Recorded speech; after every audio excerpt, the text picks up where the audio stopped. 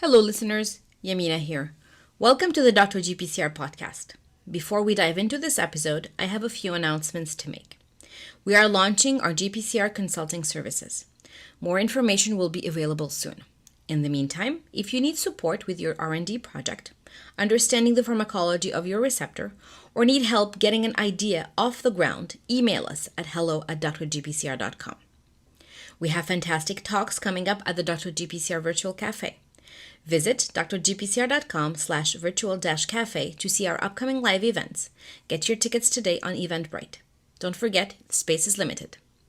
To become a speaker or to sponsor an event, you can fill out the form on the main page of the Virtual Cafe. Go to drgpcr.com/virtual-cafe today. Are you subscribed to our monthly newsletter? Stay on top of all your GPCR news by subscribing today at drgpcr.com/newsletter. Also, to watch previous episodes of the Dr. GPCR Virtual Cafe or the podcast episodes, subscribe to our YouTube channel today. Last but not least, stay tuned for more information about the upcoming Dr. GPCR Summit held between September 13th and 19th, 2021. Visit drgpcr.com/summit for more information and how to submit your talk. And now, let's dive in.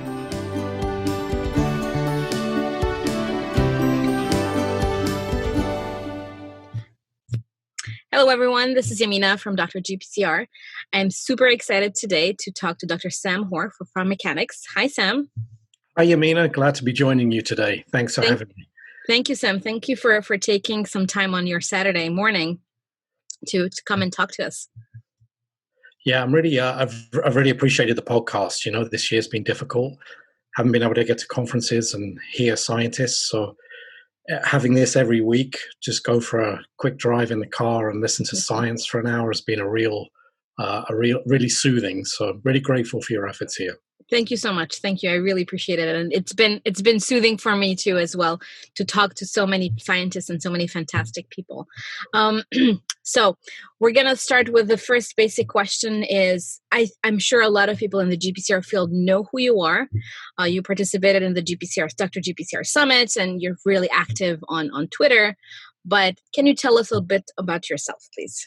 Sure. So I guess I'm really at heart a pharmacology data analyst, and GPCRs are for me the most fun system to work on in pharmacology. So that's kind of why I'm in GPCRs. But I really enjoy analyzing data, helping other people to analyze data, and to invent new methods for data analysis that help us get more insight out of the data we're generating. And I've done this in sort of multiple roles in the traditional PhD and postdoc. And then also I spent 15 years in industry working directly with medicinal chemists in making compounds.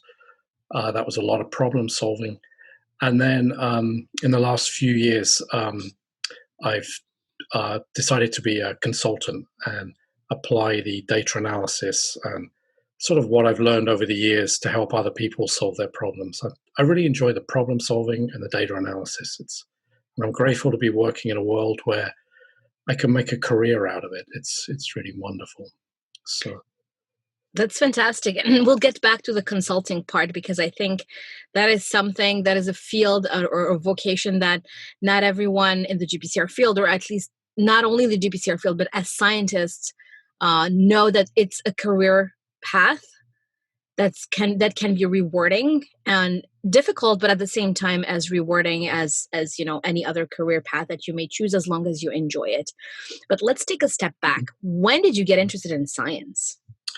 That's a great question. I was talking to my cousin, and she's like, "If you're doing this podcast, you've got to imagine you're talking to your 5-year-old nieces and nephews." So I think for me, it really started when I was in college, and I was always interested in science. I picked up a biology textbook when I was about 14, and just was really drawn to it. And I think in college, I kind of had a couple of spare summers, and I worked in the lab of one of the professors there who was really into cellular signaling. And this was back in the 80s when we a lot of this stuff was just being worked out. So it was an exciting time. And I remember he was, one time I was working in his lab and he came in and he was really excited and he showed me this calculation he'd done. And all he'd done was taken two measurements. He'd measured oxygen consumption and heat output. And he was able to calculate from that the number of molecules of ATP that the cell was making every second. And I was like, wow, that's cool. You can apply math to basic measurements and you can get some profound insight out of it just by knowing how to analyze the data. And for me, that was really something. And so that's really how I got turned on to science. Also, when I was when I did my undergrad, I did a year out in industry, which was the pharmaceutical industry at the time. And that I found really exciting. The idea that we can invent new medicines just using the ideas in our head was really something. And I really liked the dynamism of the industry, people working together as teams. And the whole experience was just kind of thrilling. And I wanted to be a part of it once I'd had a taste, This was in the UK, correct? Yeah, this was back in the UK. Yeah. So after your college, then your undergrad, how did you decide to pursue a PhD? Was it, the fact that you realized that you can work in a team, in a pharmaceutical context, but also that you can actually measure something physiologically and you can try and understand it using math? Yeah, I think at the time, at the time I didn't really know my motivations, right? And I thought once I'd finished college, I'd go and work in the industry. And I was thinking about maybe doing a pharmacy degree. And my decision was kind of made for me. And right at that time, the industry was going through a tight patch. And so I thought, oh, well, maybe I'll just go do a PhD. And it turned out that was the right career option. I'm kind of blessed in that way. And yeah, and so for my PhD, I went to work in the lab of Philip Strange, who is somebody who the old school British pharmacology mafia will know very well. And I got from there just a really rigorous pharmacology education. But Philip was the postdoc was a postdoc for Daniel Koshland, who wrote the textbook on allosteric modulation. And so the project I worked on in Philip's lab was actually allosteric modulation of receptors, dopamine receptors, GPCRs. That was my first encounter with a GPCR. It was just pure coincidence. And what I found really, the real thrill of working in that field was I realized that we could understand something about how the protein was functioning by measuring its activity. This was in the days before we could get structures of GPCRs, and we could work out that a drug was allosterically modulating the receptor by designing the right experiments and then by applying math to the data. And at that time, a postdoc in the lab was David Hall, who's sort of classical pharmacological theorist now, works for GSK. And I'm really grateful to him. He took the time to sort of educate me on how to do the receptor theory math. And Philip helped out a lot too for the bigger picture. And at that point, I was really hooked on applying math to pharmacology data to understand how the ligand is working. And that was a lot of fun. And there was an aha moment in there as well that you often talk about, where I'd figured out in my head that the way this protein was working is that it had an allosteric mechanism and also a competitive mechanism. Yep. And to prove that, I had to derive the math to describe that, and then analyze the data. And when I analyzed the data, and it was in the very first version of GraphPad Prism, the curve went right through the middle of every data point, and that was That's probably the high I've been chasing ever since. That was that was really something.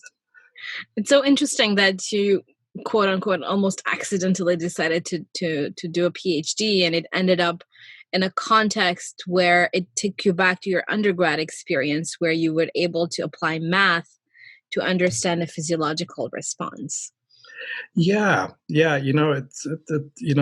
God works in mysterious ways, as they say. So, but it Agreed. was.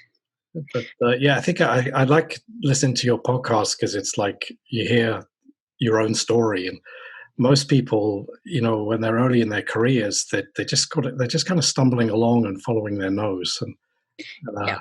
it's amazing. And I like your story in that regard. You've just kind of you've had the courage to follow your convictions in what you want to do with your career.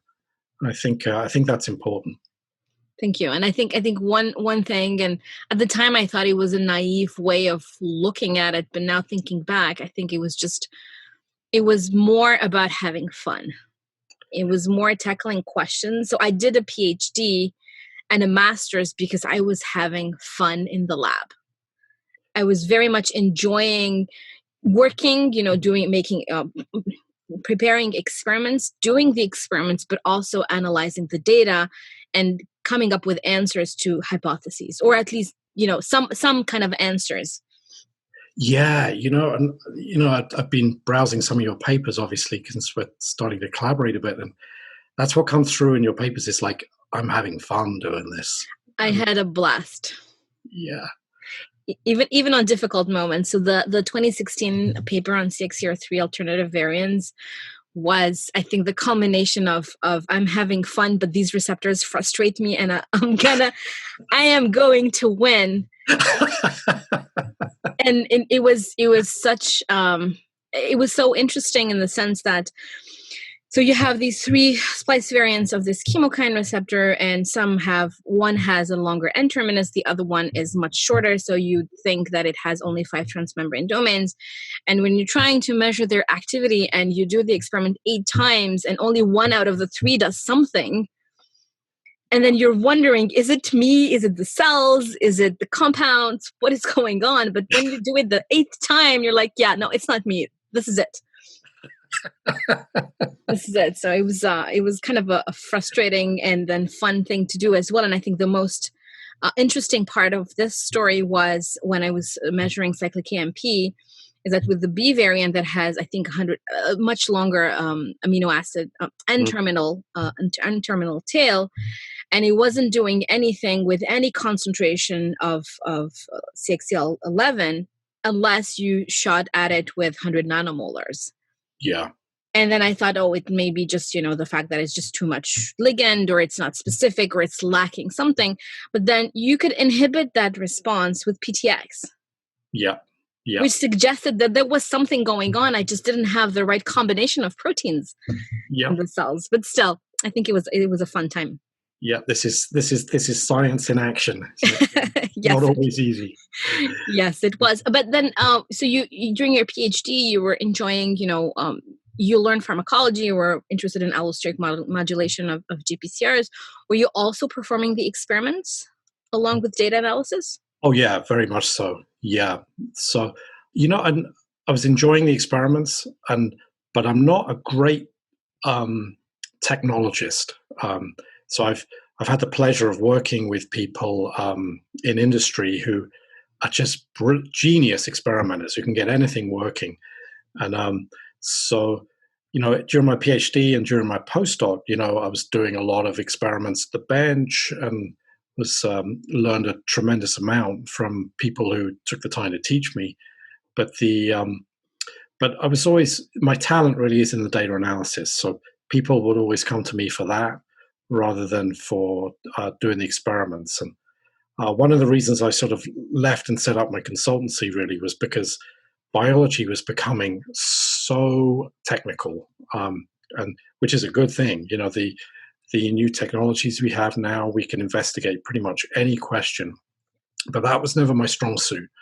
So it was like I decided to specialize in the data analysis. And that was that. But I think for GPCRs, I think you're often asking why GPCRs, and I think it gets back to what you just said, which is it's good fun.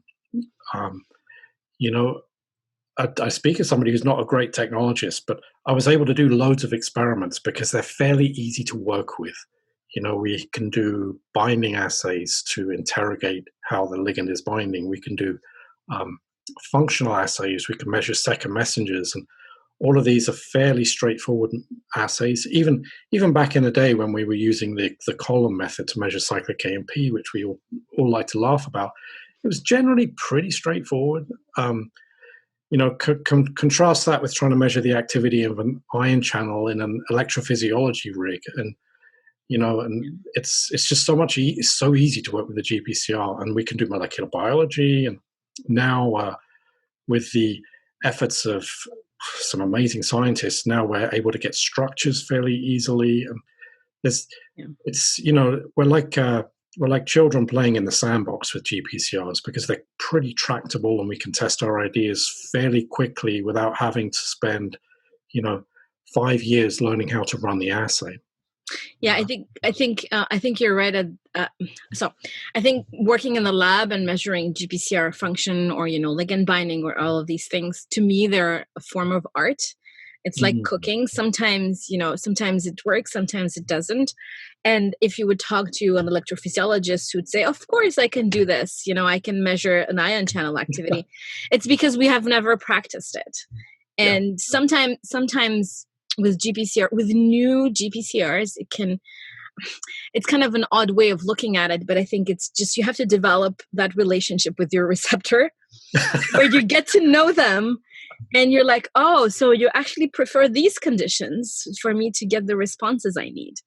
And and yes, I think we've made tremendous progress when it comes to data acquisition, whether it's the type of assay or the speed of it or how many compounds we can test at a time. But to get back to data analysis, you can collect as much data as you want, but if you don't have the right way to analyze it and interpret it, then you're pretty much doing it for nothing. Yeah, that's a good point, Yamina. And I think the other thing I like about GPCRs is that thanks to people like Terry Kanakin and a lot of other people, the data analysis is not that complicated. I work with other classes of targets, and enzymology. Trying to do data analysis for enzymology, you need like a 5-year PhD to learn how to do that. It's really tough. But for GPCRs, the underlying theory and the math is designed to be tractable by people who work at the bench. So, like with biased agonism, we're using the operational model to analyze the data. And you could imagine that would be something that would require specialist knowledge really to do. And it's not trivial, don't get me wrong. I know it is not. I don't. It may seem very trivial to you, but it's not to everyone. You have to do it. I think it's just a matter of practice and having the right resource like yourself, or going through Terry Kanakin's papers. And even when you go through the papers, you see all those formulas and you're like, okay, so what do I substitute and where do I plug my data to get a response? It can be tricky. But I got to tell you, if you compare that with doing numerical solution of differential equations to solve enzyme mechanisms with the pings and the pongs, and it's like that's hell. This is easy by comparison, but the proof is in the pudding. With the biased agonism, we have hundreds of papers now being published with. Arthur Christopoulos has done some great work in here. Fred Elhert, where it's really bringing analysis to the masses. Yes. And you make a good point, Yamina. It is tough. It's not something you can just pick up in a day, but it's something you can pick up in a couple of weeks, which I think is good. I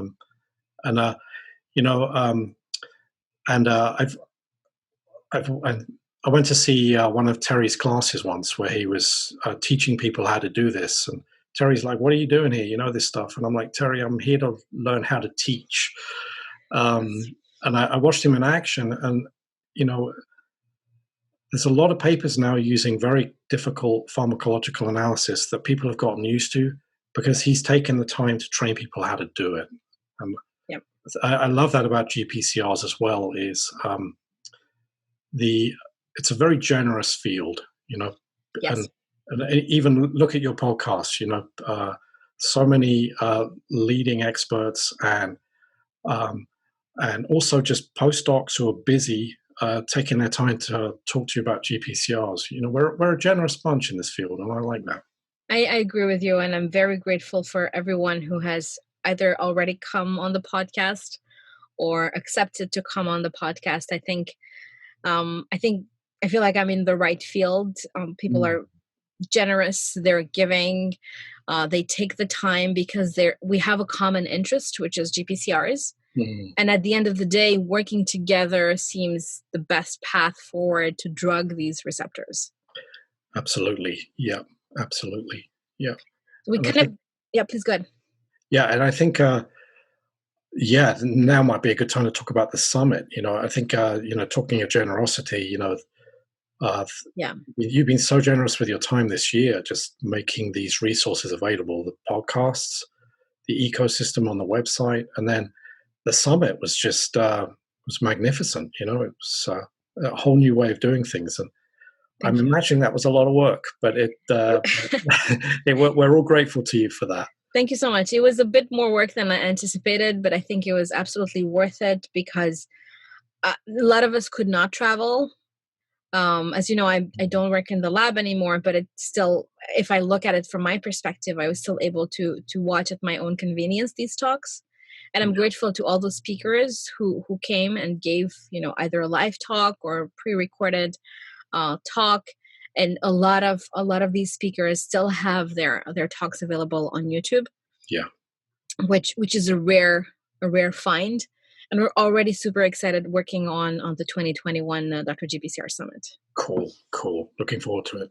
That will be phenomenal. I think I'm hoping we'll get even more talks. What one criticism or one suggestion that came in through the audience is that there was no way of interacting live.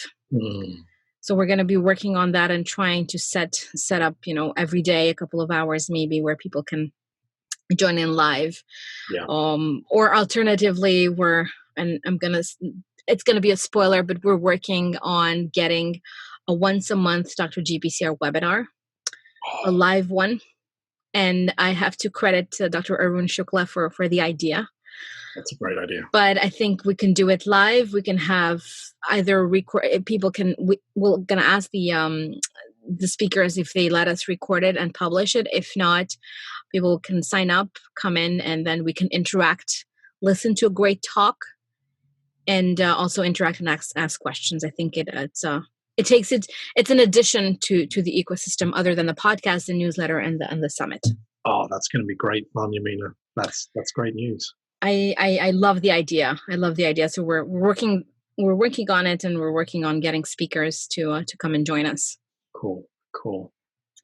Yeah, super. So you're in the UK. You're working on allosteric modulators of GPCRs. You're doing your PhD. You like to work at the bench, but you definitely prefer analyzing the data that you generate or your colleagues generate. And then what's next? How do you decide about your next career step? You know, it was interesting. It was like the decision was kind of made for me. And I think this is, you know, you talk a lot about careers, and I don't know if it's a good thing or a bad thing, but it's a thing. In science, we have to be willing to travel. Um, I know that can be very difficult for some people. For me, it was something I wanted to do, but um, I was really interested in GPCRs and structure function work and uh, at, there was a great job opportunity at the National Institutes of Health in Bethesda, and I was hemming and hawing about moving, but again, it was at a time when there weren't a whole lot of jobs around. You know, right now we're living in a boom time. Back then, things were a lot tighter, and it was like, well, okay, the choice has been made for me, so I decided to go to NIH, and that was an unbelievably good time. You've been to NIH, Yes. you mean you know what it's like, but it was, it's. I was talking to Shivani, who's going there soon, and Yeah. I'm just so envious that she's going to get to experience it. It's Yeah. but it's I think what I learned at NIH was mentorship. That was the number one thing I learned at NIH.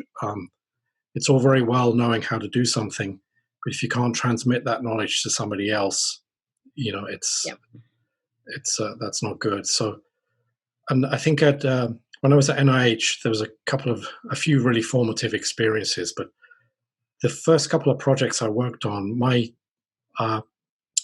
supervisor during my postdoc was a scientist called Ted Usdin, and he worked in Mike Brownstein's lab. Mm-hmm.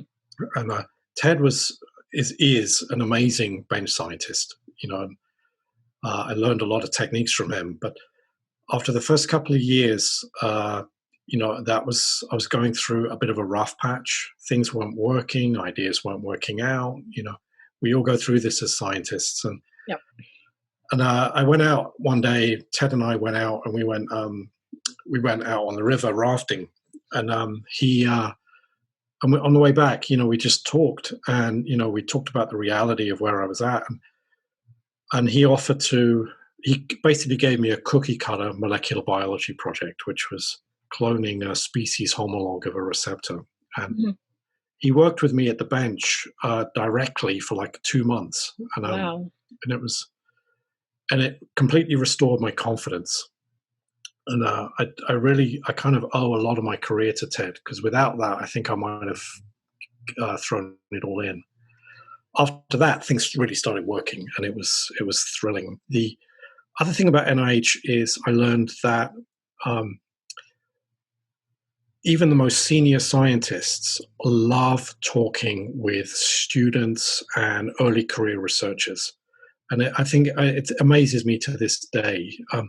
I could wander into the lab of a Nobel Prize winner and talk to them about science. These are the people that wrote the textbooks that we study in undergrad, and we had this fireside chat series where, really senior scientists would sit down for an hour with like 20 of us and just talk about science. And these would be people like Harold Varmus or Sol Snyder or Julie Axelrod, and it was transformative listening to scientists like that. And I'm amazed to this day that scientists just are perfectly happy, or that some scientists prefer talking to students than to their fellow bigwigs, and I love that. I think it's great. One definitely trend about the NIH and my experience, it pretty much reflects what you were saying, is that if you need help, it is so easy to find it, and people are so giving. And whether it's just a chat about something, or whether it's materials or anything you need, there is always someone in some lab somewhere on campus, which is huge in Bethesda, that will be able to help. Yeah.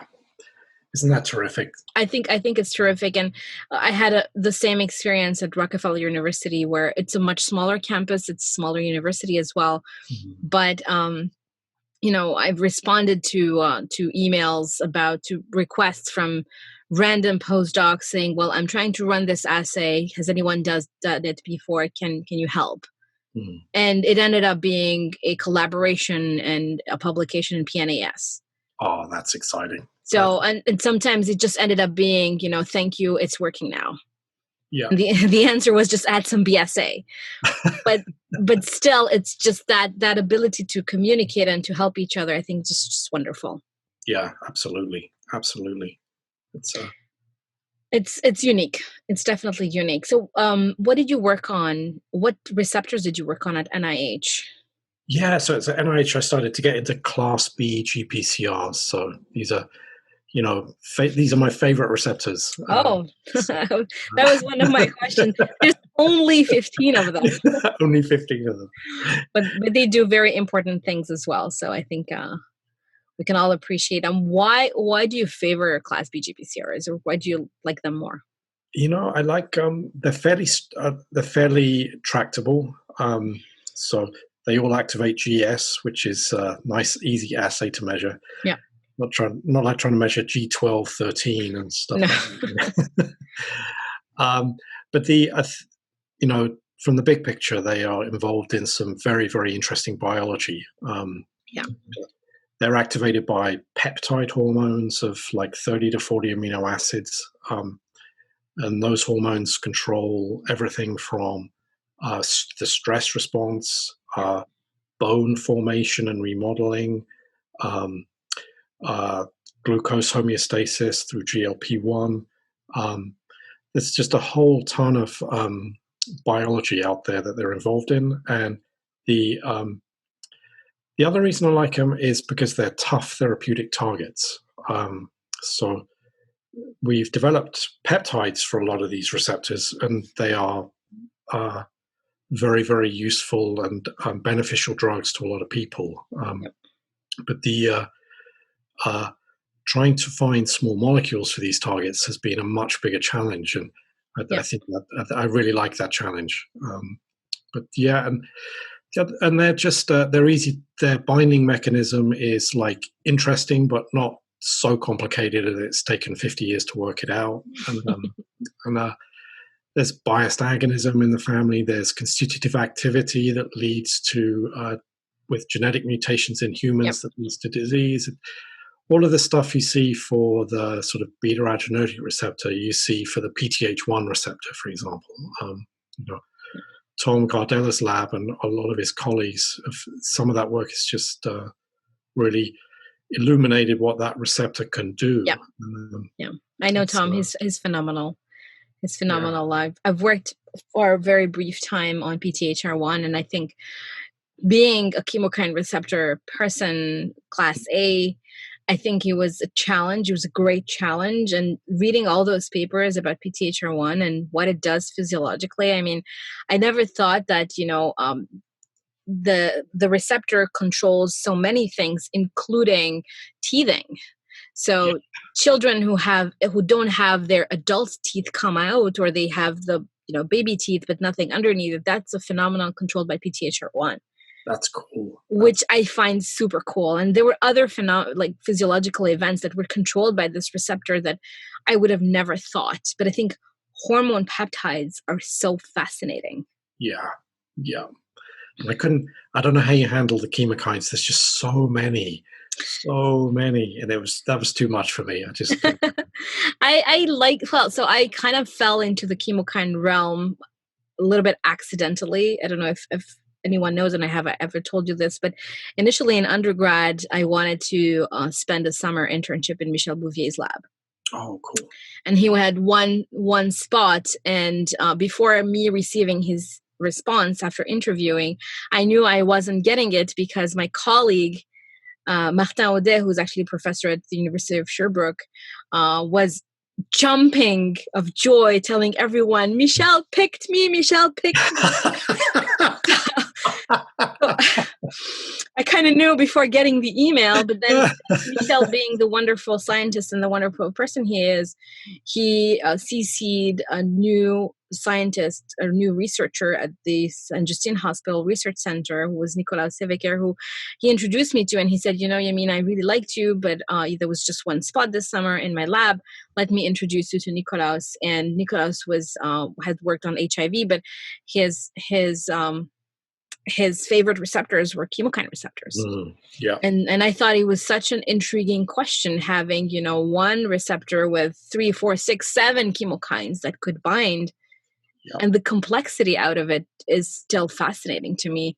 And then when I got into Tom Sackmeyer's lab at Rockefeller as a postdoc, the fact that the whole CXCR3 project started out with a conversation with Tom, who said, well, how come you have 3 splice variants of this receptor? And I said, well, I don't know. This is not what I wanted to work on, but let's just find out.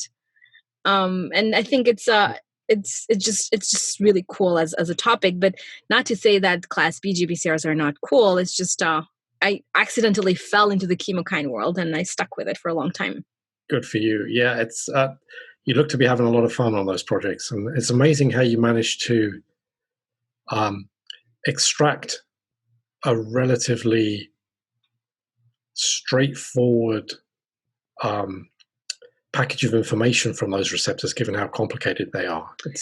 It was nice to be able to read those papers and understand them. Thank you. It was fun. I'm glad that you felt through reading the papers that I had fun, because I really did have fun. It came with some frustration sometimes, but I think at the end, when you got the full picture, you've acquired all the data, you've analyzed all the data, and you kind of think about where your data is in the grand scheme of things. Mm-hmm. And then especially when you send it for review and reviewers come back and say, oh, what an interesting topic, you say, oh, thank you, I'm happy that I'm not the only one being interested by this topic. Yeah, that's cool. Yeah, all right, so let's get back to you here. So you're at NIH, Class B GPCRs, you're really enjoying it. Then what? So you'd mentioned that you did a PhD and also a postdoc. Kind of, it was decided for you because there was no space in industry. Yeah. Then what did you do next? Yeah, so at that point, I decided I really wanted industry, and because the kind of projects I was working on were becoming more and more therapeutically focused, and I also took a grant writing course at NIH. Mm-hmm. And, I realized this isn't going to work for me. I don't have this talent, and it was good actually. You've talked on here about careers and how sometimes you have to figure out what you're not good at to find your right path. And it was like the academic path is just that's not where my talents lay. So I got my lab chief, Mike Brownstein. He was working with a biotech company out in California, and who were trying to crack difficult GPCR targets. And one of those was a Class B receptor, which is the CRF receptor, and CRF is corticotropin releasing factor, a big player in the stress response. And so the company, so I went to work for the company. I got hired, and it was a really good fit, and I was really grateful for that opportunity. And I was working with, my main role there was at the beginning was working on the CRF project, and that was headed up by a scientist called Dimitri Grigoriadis, who's a Greek guy. You won't be as you may see from that name. And he's out of Toronto, so he's part of the Canadian mafia. He worked for Phil Seaman on dopamine receptors, and so I knew his work from that. And Dimitri is just a inspirational scientist and a brilliant communicator. And so we got to work on the CRF receptor. And Dimitri's philosophy is, and not everybody shares this philosophy, is to crack a difficult target when we're trying to make a drug for it. You really have to understand how that receptor functions. You have to do the work to figure out how it works. And so my role there was, at the beginning, was really figuring out a lot of the structure function stuff. Mm-hmm. And that was with an amazing team of experimental investigators. And so I just want to make a quick shout out to the team here. And that was Dimitri, who was the project lead. Then there was Beth Fleck, who's an amazing pharmacologist, analytical pharmacologist like us. And then there was Sue Sullivan, who was an amazing experimentalist who got a lot of the assays working that we ended up using to figure out how the receptor functions. All too often, I think the people that get things working don't get enough credit, but Sue was instrumental in making that project go. Paul Crow was the biology lead, and then Brock Brown was another genius assay developer, and finally, the medicinal chemist lead was John Williams, who's kind of a legend in our little world. So it was working with them it was really at Neurocrin where I learned about working in teams. The teamwork in industry is an order of magnitude greater than the teamwork in the academic world I was living in at the time. I think times have changed now. We're doing big science, which requires us to be more team-oriented in academia as well. But it was absolutely thrilling, and there's the whole CRF story that we've published on, and how we figured out how to crack that receptor, which was just great fun. That's phenomenal. I think when it comes to teamwork, based on my recent experience, I think it's still different between academia and industry, but the goals are also very different as well between the two worlds. And I think the level of funding is also very different, and the timelines are different.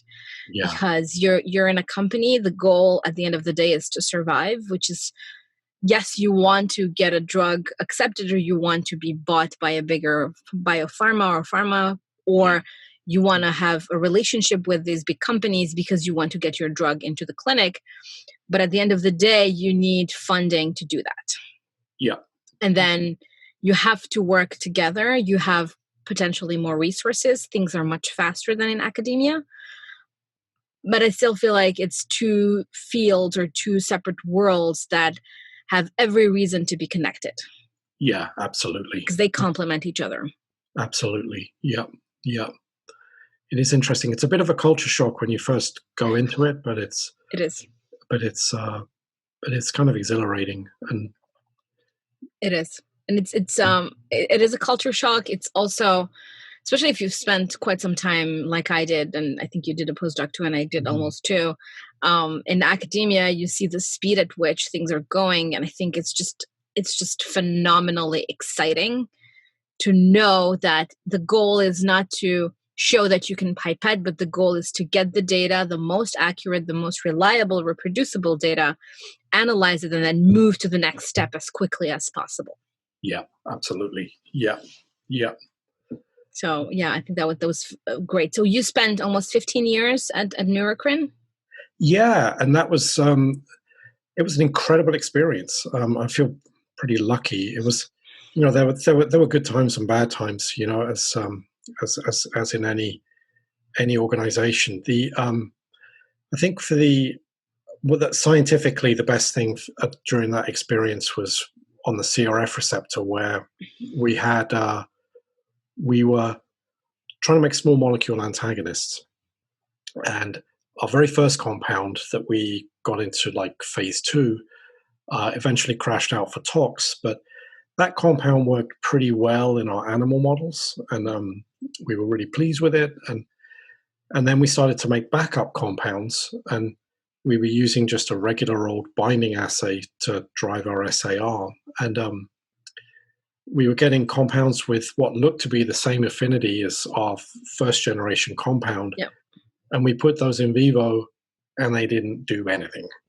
Yeah, and it was tough, and I think it's a testament to the leadership from Dimitri and John that we were able to get through that, because under those conditions, things can go very wrong very quickly, but they held it all together.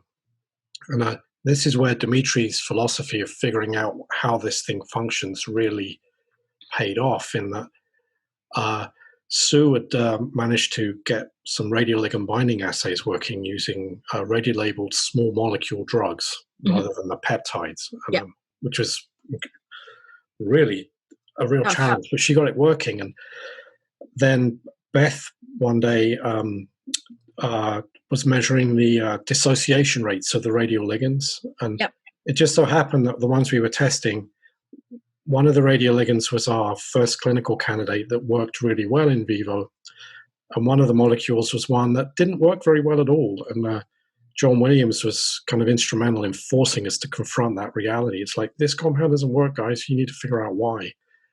And we discovered that the one that works had a really long residence time on the receptor. So its dissociation rate, you measured it at room temperature, and it didn't come off after 7 hours. There was just no dissociation after 7 hours. That's a long time to not come off. Yeah. I thought you were going to say 7 minutes or 70 minutes, but it's 7 hours. Yeah, it was incredible. And the one that didn't work in vivo came off in 15 minutes. So it was like interesting. And so that was, you talk about an aha moment. That was a team aha moment. We were all sitting in that meeting looking at the data going, that is a potential explanation. So we had to do the work to really convince ourselves that that was the true reason why. There's a lot of variables in drug discovery, as you know, Yamina. Yeah. And we we convinced ourselves that it was largely due to the dissociation rate. And then we put in place assays to actually find compounds that had a slow dissociation rate. So we understood how the receptor functions, as Dimitri was suggesting. We were able to use that to solve a problem in drug discovery, one of the biggest problems we ever face, which is compounds not working in vivo. Yeah. And then we were able to turn that around and use it to find new molecules. We were able to do SAR by off rate. And this was back in like the early 2000s, before this stuff became more well known.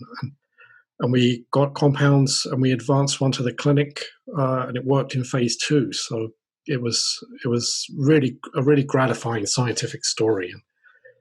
We wrote this up and as a case study in Drug Discovery Today last year, if anybody wants to read more about it. But that was incredibly rewarding. And Neurocrin are still in this space today. They have yet another compound that they're taking into phase 3 at the moment. So that was really satisfying. I love the fact that you really wanted to take the compound into the clinic, or in phase 3 trials, but then the fact that all of you took the time, and this is what I was talking about when I said you have to get to know your receptor and develop that relationship. And this is exactly what I was thinking about, where you need to understand how that particular receptor works, and really the structure function relationship is crucial. Although sometimes receptors are from the same family, they're all unique and different, because otherwise why would 2 of them exist? Absolutely. Yeah. And I love it. And then you had a team of chemists who could very, quote unquote, easily and quickly make modifications to this compound that was stuck on the receptor for 7 hours. I still cannot believe it. 7 hours. That's a lot of time. Yeah, but Beth applied this technology to a different project, and she was able to get compounds that had dissociation rates of like 24 hours at 37 degrees. Oh God. That's like she took it to insane places, and it was the whole off rate story is an interesting one. There's nuances, as there is to everything, and it's been through the sort of like hype and bust cycle now, and so now we're able just to treat it as a tool, which is good. Absolutely. I think this is the type of information that you need to understand before you go in vivo, or before you measure, signaling effects, because you really want to know what's going on at the binding. And it may be kind of a sequential way of looking at it. So the way sometimes I see these things is, I want to know, does it bind? What's the affinity? What's the off rate? And then, okay, if it binds, does it activate any number of pathways? And if it does, okay, is there a preference? Yeah. And then try and see what happens in vivo, in mice or rats or an animal model, and then try to correct some kind of a pathophysiological event. And it may be just really a simplistic way of looking at it, but if you don't know if you don't know that the molecule binds, or the mechanism by which it binds and how long it stays on the receptor, it's very hard to have the complete picture. Yeah, absolutely. I couldn't agree more. And there's another project I worked on, which wasn't a GPCR. It was a transporter, VMAT2. It's a vesicular transporter. So, Okay. it, so, and the pH of intracellular vesicles is pH 5.5. Yes. We had the same, and this is, we had a similar issue in that some of the compounds we were making were active in our in vitro binding assay, but they weren't working at in vivo. And of course, like everybody else, we were running our in vitro binding assay at pH 7.4, physiological. And, these compounds work great. They bound with nanomolar affinity at pH 7.4. And then we decided, that vesicle, somebody mentioned, that vesicle is acidic. Maybe you should try it. We did the assay at pH 5.5 and the compounds were dead. Sometimes, Yeah. I think the job of the pharmacologist oftentimes is to solve problems. It's especially in industry. And particularly in my sort of newer role as a consultant, we have, you and I, Yamina, we've worked at this a long enough time to know where all the pitfalls are. So we're able to solve problems. Yes, because we went through all these problems ourselves. And then we needed some encouragement. The way I always saw it, and this was my PhD mentor, Nikolaus, who's always said, when we had a dry spell and things just fell apart and just stopped working. And there was 2 consecutive summers where in the lab we were unable to produce DNA, to purify DNA. My goodness. And then when you're trying to transfect something into cells and look at signaling, you need the DNA. And so we've went through all the troubleshooting, and it never worked. And miraculously in September, this was, I think, from June to September, it didn't work. We did every possible thing. And then in September, we went back to the original protocol, just the way we were doing it, and it worked. And it's a mystery in science, but he always said, think of it as you walking through the desert, and then that there is an oasis somewhere. Just go ahead and continue. That's great advice. I've been there too, and I think I think it's just a matter of experience, and also experiencing the failures, and also experiencing the successes. But it's not it's not the destination, it's the path that you go through that gives you that experience. Absolutely. Yeah. So then 15 years at Neurocrin, and I know you mentioned why you decided that you were more attracted to data analysis, and this being a consultant was allowing you to help others analyze their data. Was there an aha moment, or a moment in your career at Neurocrin where you said, I just want to analyze the data, and that's it? Did something trigger it? That's an interesting question. I've never thought of it that way. I think it was a series of drips. It's how it is, and part of it was, again, knowing that my time was coming up, because I couldn't keep up with the technological developments. And and my buddy Steve Perry, who's really technical, he started out as a GPCR pharmacologist in Bob Lefkowitz's lab. Mm-hmm. Now he's running gene therapy programs. He's that guy. Wow. But I knew I knew I wasn't going to be able to do that. But the other thing is, I made a point of getting out of. I had an office. I had all the usual things, and I was talking to a young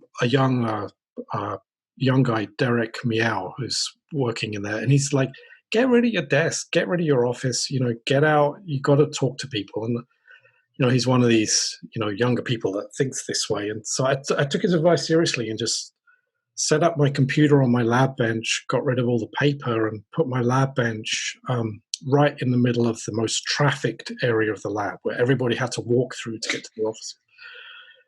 And I just started talking with people, and I was doing that already, obviously, but I became the person that people went to solve problems. They'd have a piece of data and they'd say, "I can't figure this out. What the heck's going on here?" Or they come with a new project idea. Um, and I'm as wrong as often as I'm right, but it's always good to talk. So I got into the habit of sort of just helping people in the company. Mhm. And I really like the problem solving aspect of it. A lot of people, you were talking about the DNA purification problems and everything like that. It's like, um, a lot of people don't really enjoy troubleshooting, and that's normal. I guess I'm a little abnormal, and I really enjoy that troubleshooting, and trying to figure out why something isn't working and to get it working again as quickly as possible. So I was doing a lot of troubleshooting work as well. And then finally, there's just the data analysis. Dimitri once said, I rely on you to make sure that the data is done right. So I was just doing more and more and more data analysis, and some of that was fairly sophisticated, like the kinetics and stuff like that. Yeah. So that was like, and I was like, and then there's another couple of things. People from other companies would call me up saying, I've got this really weird data. Can you help me out looking at it? And I was like, I kind of can't because I work for a company, but Yeah. So, and then I got interested in a research problem as well, and I was, and that research problem was signaling kinetics and how we can quantify it. Yeah. Which is something I've been working on a lot. So all of these things coalesced, and it was like, you know what? And then something personal happened in my life where it was like I had an opportunity to move, and it was like, you know what? It's time to move on. And it was a tough decision, but it was an obvious one at the end of the day. So from there, I went to set up the consultancy company PharmaChanics, which is, that was a good move. I love the name. I really love the name, and I think you touched on so many important points, which include knowing your limits, knowing what you like to do, knowing or discovering or exploring at least what you don't like to do and what you're actually not that good at. Some people are amazing at everything they do, which I'm pretty sure it's a small percentage.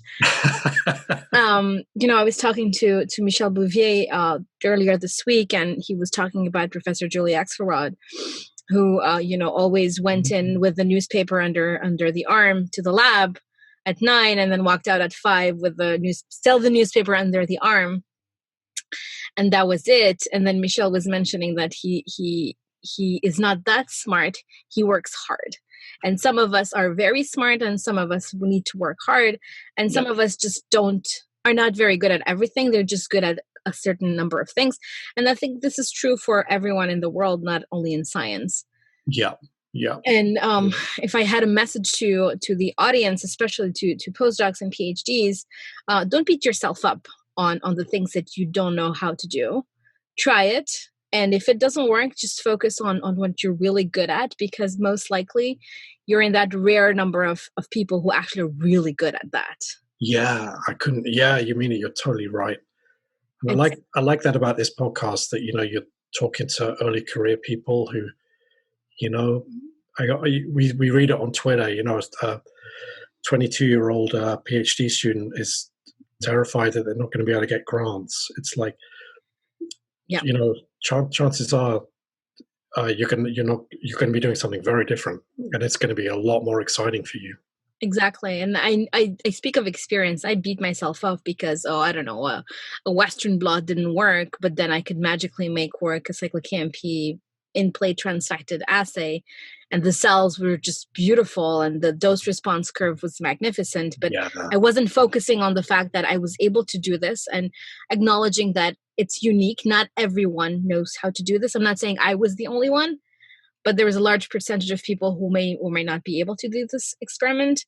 And then, I should have focused on the fact that this works, and let's try and get better on the Western blot, or find someone who's really good at the Western blot and just collaborate. Exactly. Yeah. So, but did you find, going into consulting like a big leap of faith? Because I listen to a lot of podcasts, including one about consulting, and a lot of times consultants in general, not necessarily in science, they have these periods of abundance, and they have these periods where there is not enough work. So, and it's scary to people. Yeah, it is a bit feast and famine. But to me, I think I've found something that really suits me, so I'm able to get through it. Consulting is helping people solve problems, and I enjoy helping people, and I enjoy solving problems. So it really kind of suits my personality. So I can, through the difficult times, if you know what you're doing is what you're supposed to be doing, it makes it a heck of a lot easier. It takes away the self-doubt, and you kind of know that stuff's going to work out. It takes a certain amount of faith, and I had to learn how to do a ton of stuff. I'm not a good verbal communicator. I'm a math person, right? So I can analyze the data, but some of my early papers are it's like they were written by the Unabomber. They're so complicated that nobody can understand them. But when I was with Neurocrin, when I was working with Dimitri, we would have this.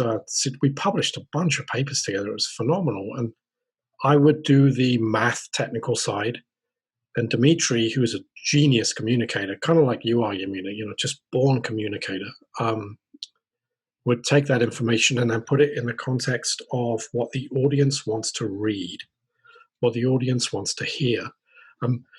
When I started up on my own, I didn't have Dimitri to do that for me anymore, so I had to learn how to do it myself. And so it's never going to be my it's not something I was born to do, but it's something I have to do to do the job. And it's the generosity of people. I've been able to talk to people who've been able to help me understand how to do that. Dimitri's been very helpful. You've been helpful, Yamina. A lot of our conversations have really helped. Thank you. And then anybody who's sort of set up their own business is very, very enthusiastic to help you set up yours. People are so generous with their time. So, yeah, it's I had a sort of natural aptitude for consulting, but I had to really get much, much better at communication. That's been absolutely essential. Which, when you think about it, it's a learnable skill, and I think it's a little bit like confidence as well. I think it takes a lot of confidence, and you may not feel it, but I think you have a lot of confidence into saying, you know what, this is what I like to do. These are the things I know how to do. These are the things I need to learn. But at the end of the day, I love doing this, so I'm gonna go, keep the faith and just do it. And I think confidence as well is also a learned skill. You're not born with confidence. No.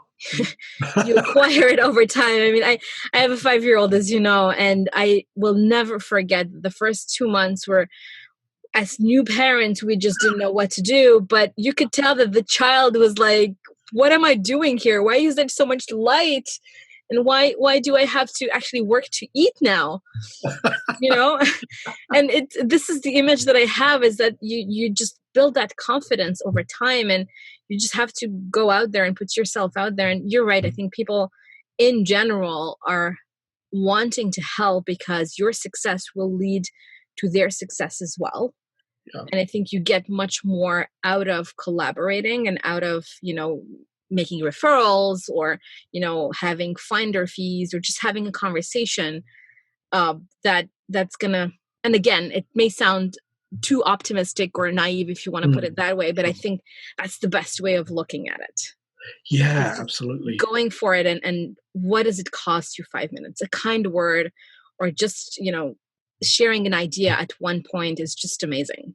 Yeah, absolutely. And people are so generous. And the other nice thing about sort of being your own boss, if you like, is I don't know how you'd feel about this actually, but I find that it's a lot easier to make mistakes, which is a good thing, which is a really good thing. I'm able to try things. Some things don't work. Now, trying to do that when you're reporting to somebody and you've got something to lose can be difficult unless you've got a really good boss. But I love just setting up your own, doing your own thing. Is you have the freedom to fail, which is awesome. Yes, absolutely. I think it makes a lot of sense, and especially if you don't have a good mentor, or you don't have a good manager. And unfortunately, if you have a manager, it can be very difficult because sometimes communications fail with your manager, and then you think you're doing the right thing, or even if you ask for feedback, you don't get the right feedback. But being your own boss, it's, you know what, it's, if you're successful, it's thanks to you. If you're not successful, it's your fault. Yes. And you better find a way to finding the path that would lead you to success. It's kind of losing that that safety net. Yeah. Or making your own safety net somehow. Yeah, and I think the safety net are all the other people who are doing the same thing as you are. People like it's great to talk to you. Sometimes you meet up about some of the things that haven't worked. We can commiserate with one another, but then on the other side, there's all this stuff that you find out you're good at stuff that you never knew you were good at. Yes, that is, like making videos. I'm not sure I'm not Steven Spielberg, but I've discovered that I can communicate really well with training videos and stuff like that. Never would have discovered that if I hadn't taken the leap of faith to try. Yeah, and I think it's it can be scary trying new things. It's scary when you don't have that safety net. But because I think the way over time and culturally, the way that things go is that you're born, you go to school, you get a degree, and then you go to work for someone. Yeah. And 20, 30, 40 years ago, you worked at the same place from 19 to 65. Yeah. And now you jump hoops, you jump jobs, but that model is not for everyone. No.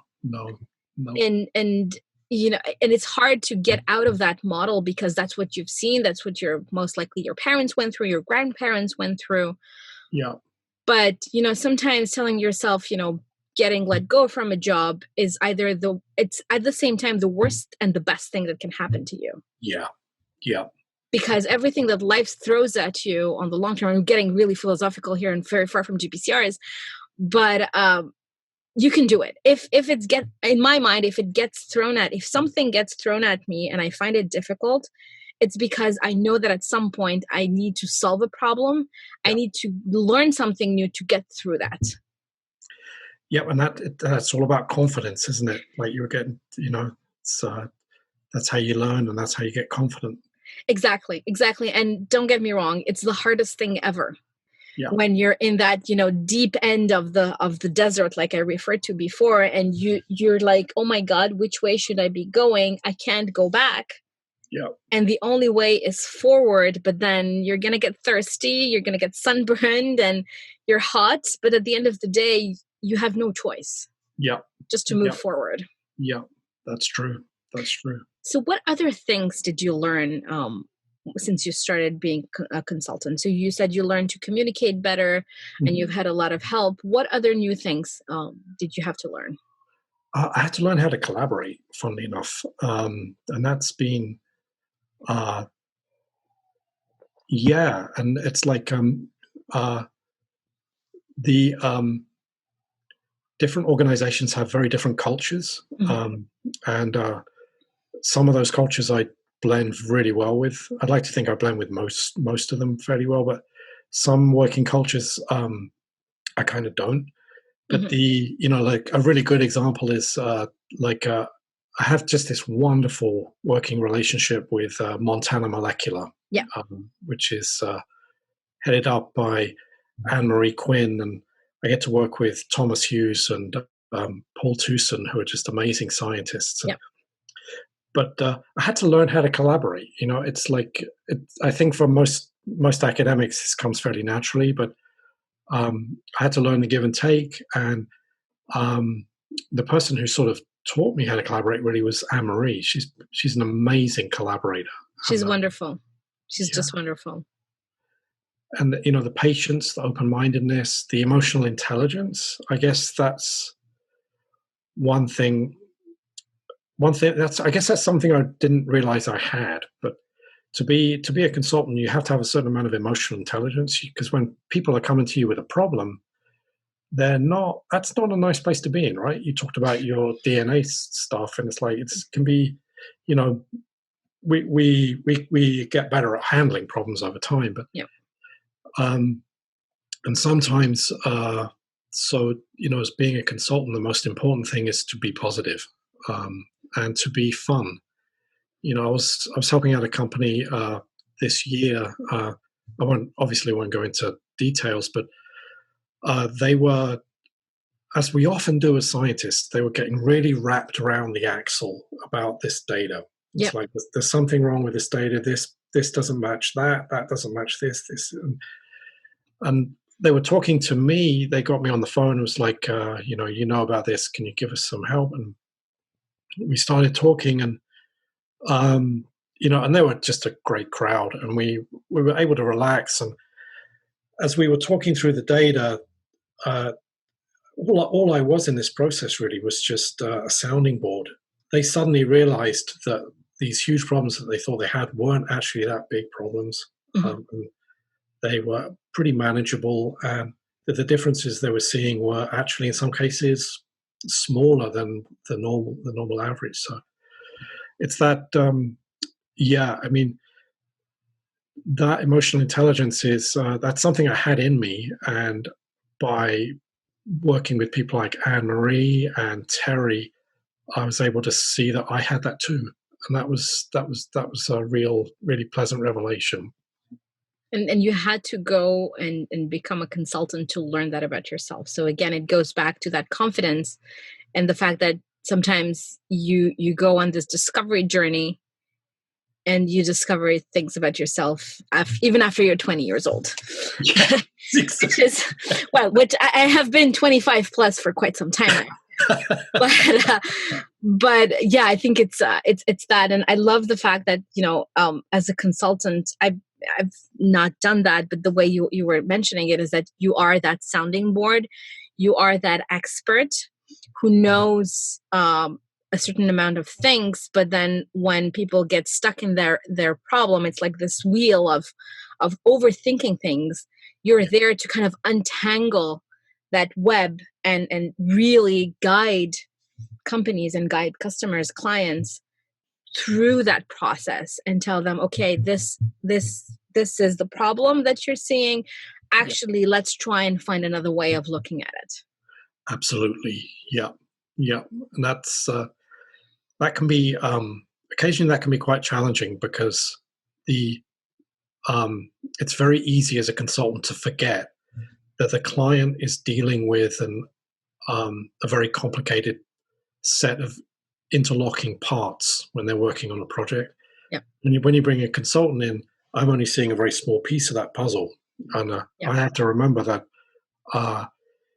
what might be a very clear and obvious solution to me is actually not feasible because of a technical constraint I'm not aware of, or because of timing constraint. All of the rest of the stuff that person on the call is having to deal with. So I have to be, I made a few mistakes early on where I just was not sensitive to that reality. That the client has got a lot of pressures that I'm not aware of. So over time, that's something you learn, right? It's like different people have very different outlooks and priorities and perspectives, and so part of the challenge of being a consultant is just being sensitive enough to that reality, Mm-hmm. Yeah, and I think you made a great point about talking to clients, is that sometimes you need to figure out what is the right question to ask, because if you want to provide the right solution, or at least give the advice that will lead them to solve the problem, you have to have a complete picture. Yeah. And sometimes they miss a detail, because to them it's just a detail, or they know this, but then you need that information to provide the correct advice. Yeah. But then, on the upside is when, maybe half the time you solve the problem really fast. They're calling you because you have an expertise Yeah. and, that they don't have. And they lay the data out in front of you and you're like, oh, it's that. And they're like, oh, we didn't know that. We didn't see that before. And it becomes immediately obvious. So that is, you get a few of those, and that's really fun. When that happens, that's very gratifying. Yeah, it takes you back to the time when things haven't been working for 2 months, and you're like, yeah, this is what I learned from that. So usually your clients are in the GPCR field, or is there more of data analysis and enzymology oriented projects as well that you take on? So my clients, that's an interesting question. They are a lot of them are GPCRs. So particularly my Class B GPCR expertise has gotten a lot of it's kinetics. So as you know, sort of my research obsession for the last decade has been kinetics. So a lot of people come to me for help with that, and that's really rewarding working on kinetics with people. And so I've done with Montana Molecular, we've done some pretty extensive studies on quantifying signaling kinetics for GPCRs. That's been hugely rewarding. And then there's also just some companies want me to help them interpret the data they generated. So it's like, this data isn't making sense. Can you help us make sense of it? And sometimes that's not for GPCRs at all. Okay. I've dabbled in enzymology a bit with a company called Assay Quant. We're working together to sort of do some streamlined data analysis to make it more rigorous on the one hand and faster and more reproducible on the other. And that's been a heavy lift, but it's been incredibly rewarding. We've done some pretty interesting things together. And then, but beyond the consulting, then I also sort of like do my own side gigs as well, my own scientific research, and that's a whole other sort of that's beyond. That's not really a consulting question. That's more like my sort of current research activities question, if you know what I mean. Can you tell us more about that? I didn't know that you had a side gigs. Yeah. So yeah, I've been. I'm really interested in signaling kinetics. We published a few papers over the last few years on this. For GPCRs, we have developed these amazing tools to measure things over time, right? Yes. You know this, like the Brett Biosciences for measuring arrest and recruitment and stuff like this. I love the idea of measuring things that happen over time, and we've talked about this previously, and I think it's just phenomenal. Yeah, and it's I think it's for me, I read like Michelle's papers, and there's Martin Loos as well. Some of the some real Mark von Zastro, some real pioneers in working out, Tom Gardella as well, on working out this spatiotemporal signaling that GPCRs can signal once we're in the endosome and all that. And I was looking at these papers, and every time there's a time course graph, and sometimes it goes up and stays up, sometimes it goes up and comes down, sometimes it goes up, comes down, and plateaus. And there is and at the time there was like, there's never a curve fit to these data, and it was like, that's interesting. I wonder if we can figure that out. Imagine doing pharmacology dose response experiments for 20 years without applying the sigmoid curve fit to the equation to determine the EC50. To me, maybe I'm a bit of an obsessive, but to me that seemed like a problem we needed to fix. So so working with I had the luxury of collaborating. I had to learn how to do that with some amazing labs to really try and work out an analysis framework to analyze kinetic signaling data. And what we've come up with is something that I think is fairly easy for people to use. Not totally simple, but if you can do a dose response analysis, you can probably do a time course analysis using these equations we've developed. And the really, I think what's been incredibly rewarding about that is I made a decision early on to target early career researchers with this stuff. It wasn't enough to write a really complicated technical paper that was going to go in Journal of Theoretical Biology that nobody would read. That's my old way of doing things. Yeah. Through working with people who are great communicators, I figured out a way to publish this stuff so that people could actually use it in a practical sense. People like you, people like me when I was a postdoc, you could just go to Prism, load the equation, which is something we've worked hard to make as easy as possible, and then just analyze the data. And now, it's incredibly rewarding to see some early career researchers not only use it, but question it and take it in new directions. And that's been incredibly rewarding. It's a great side gig. So would this be a favorite aspect of GPCR research in your case?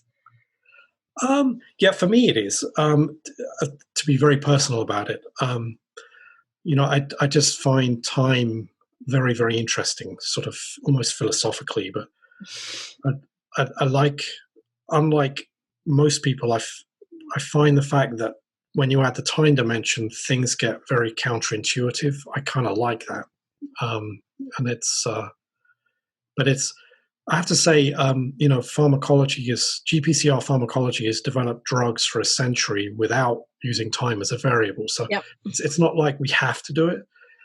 But, I think, it's particularly with the new discoveries of persistent signaling and how that could translate to more efficacious drugs with fewer side effects, it's, adding time to the equation could help us solve problems, which is faster. Yeah, I think it's a matter, and it's funny because you were talking about time philosophically, and I, the concept of being in the flow state. And data analysis actually always got me in that flow state when hours passed by, and I was just trying to combine and see, okay, if we look at this versus that, and having 5 or 6 or 7 chemokines, and then looking at one specific time versus the other, and I think that's it's not only rewarding as an experience, but also the fact that we're looking at analyzing data as a function of time can also speed up drug discovery and better understanding how these compounds or these receptors work. Yeah. I mean, just looking at your data for the chemokine receptors, where the relative activity of this bewildering diversity of chemokines you work with, the relative activity is dependent on the time point you measure it. Yes, and that's both exciting and slightly scary. Yes. But again, and Anne-Marie makes the point of, it's just something as simple as this. You measure a calcium transient for a GPCR. If you measure that at 30 seconds, great, your receptor couples to calcium. If you wait 10 minutes to measure that response, it's gone. So you're not even going to be able to see it. So yes.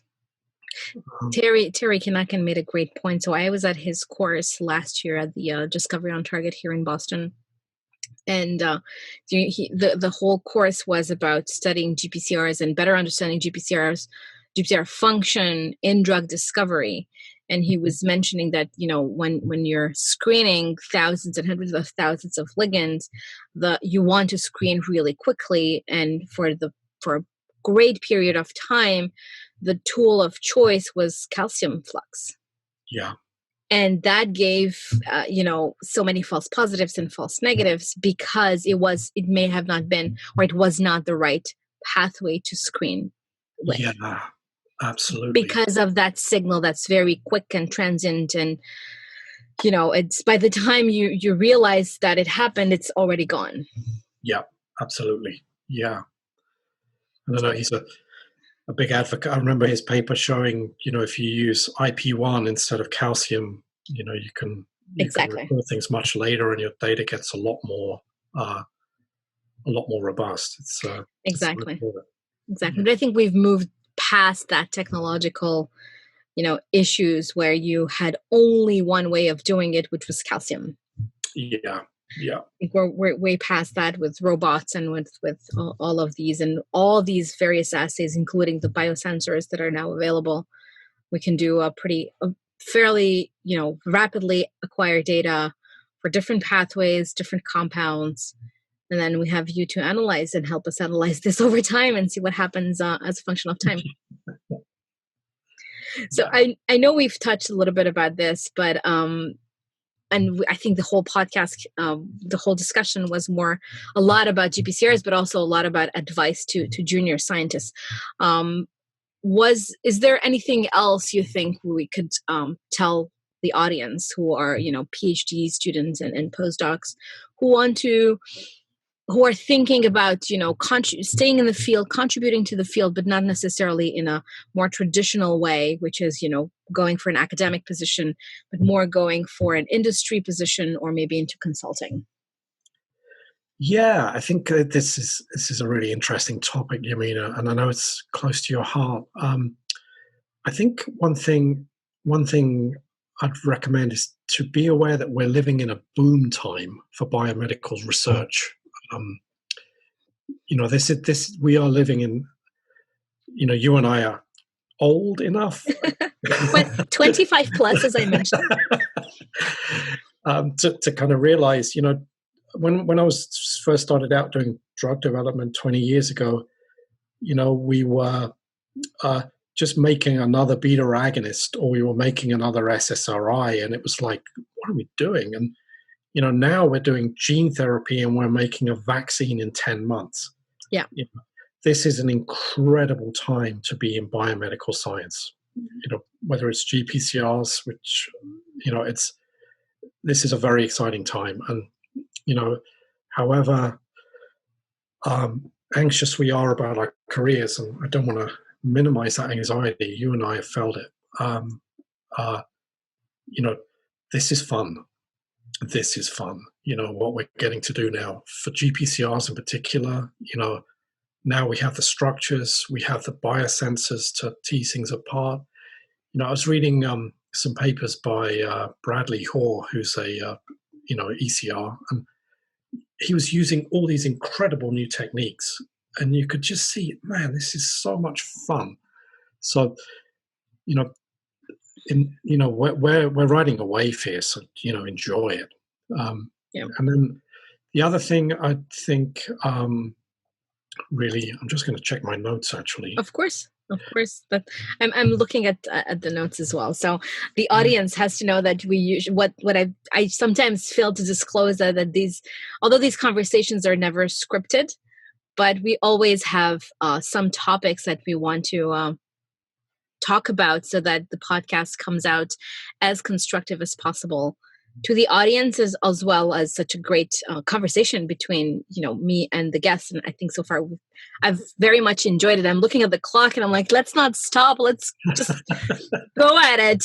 I think I've received a couple of comments when people were saying, 1 hour 1 hour podcast is pretty long, but you know what, if you have time and there is important topics you need to go and talk about, then you just can pause the podcast. You can listen to it later, but we're going to continue talking to really go around the entire topic.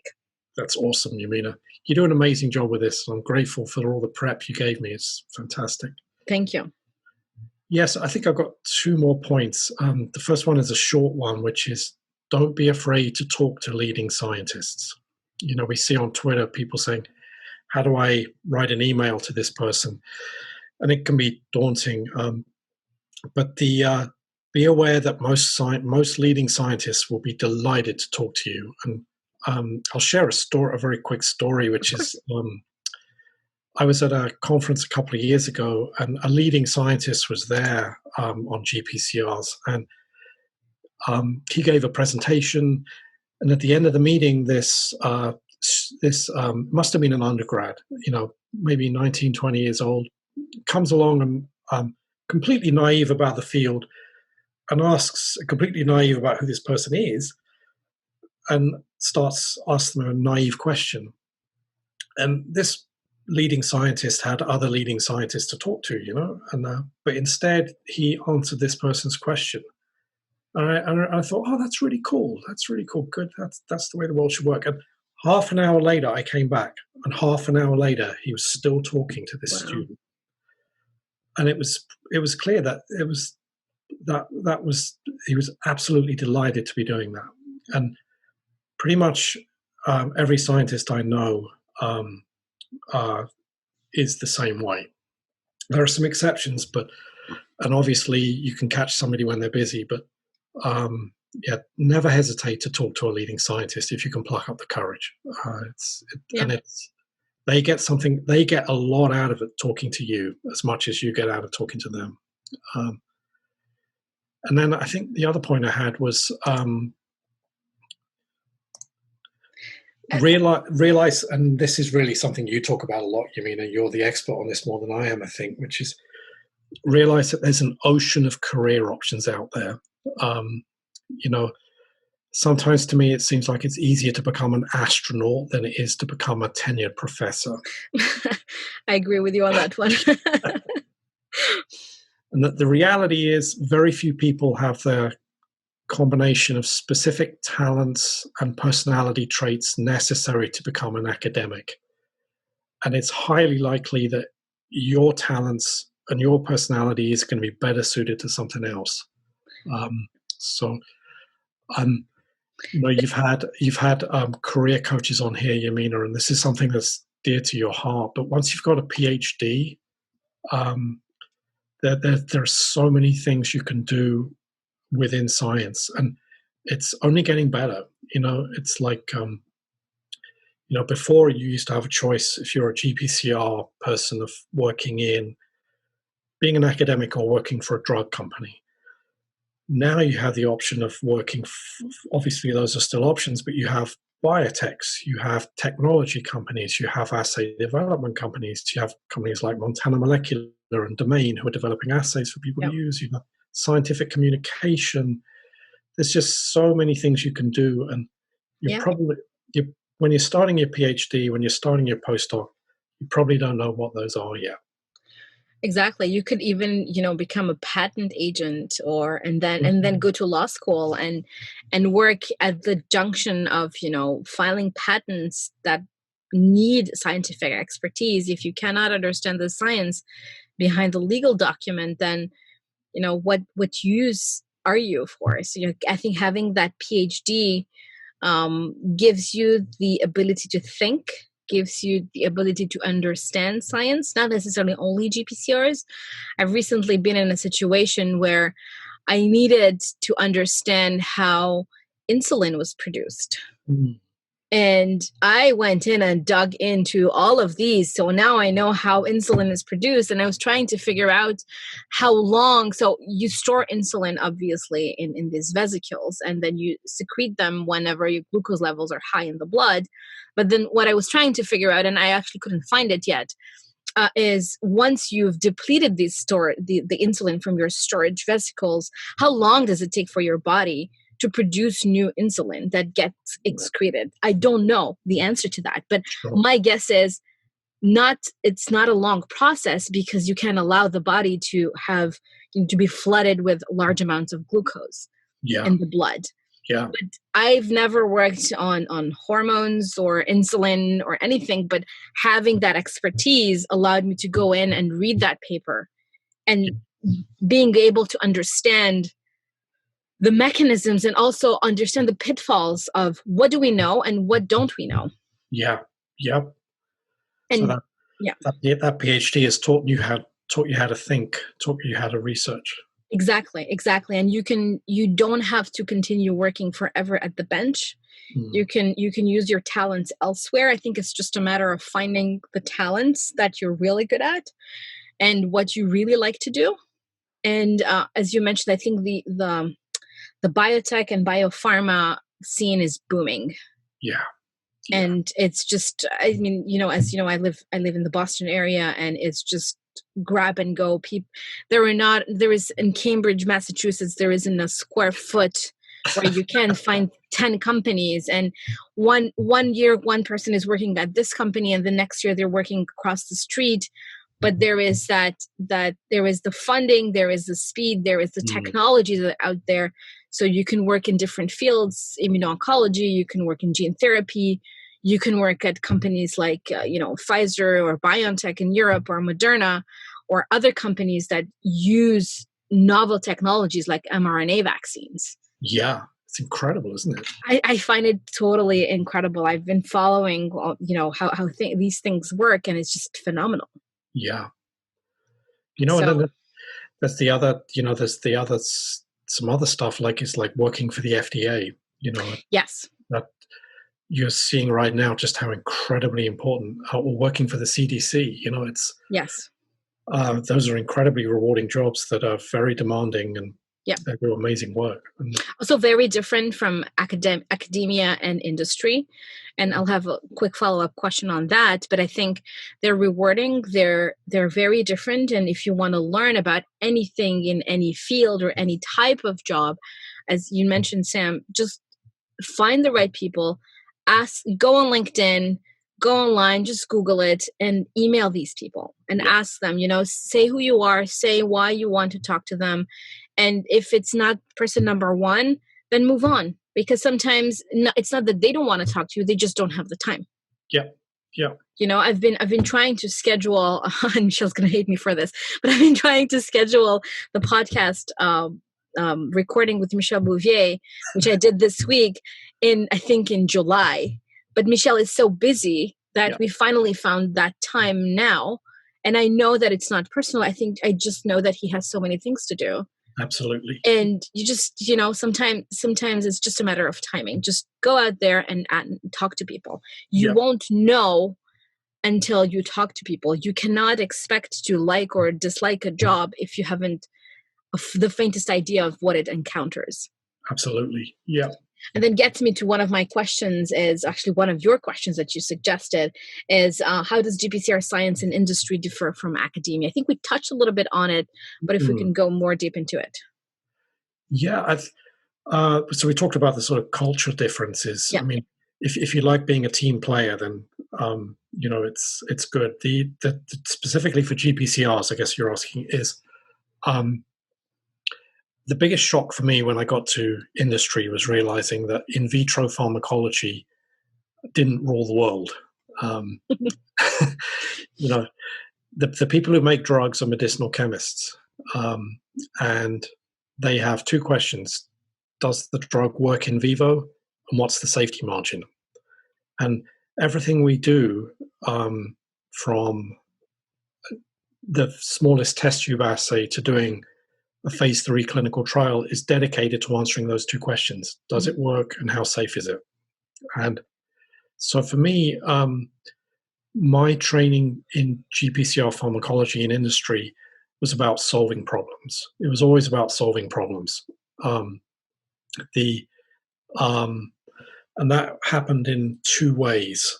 The first way was, and I was lucky to be working with Dimitri, who really believed in this idea, was to spend some time researching the target itself. And we were, I think I was even given a number. You're expected to spend 20% of your time researching your target.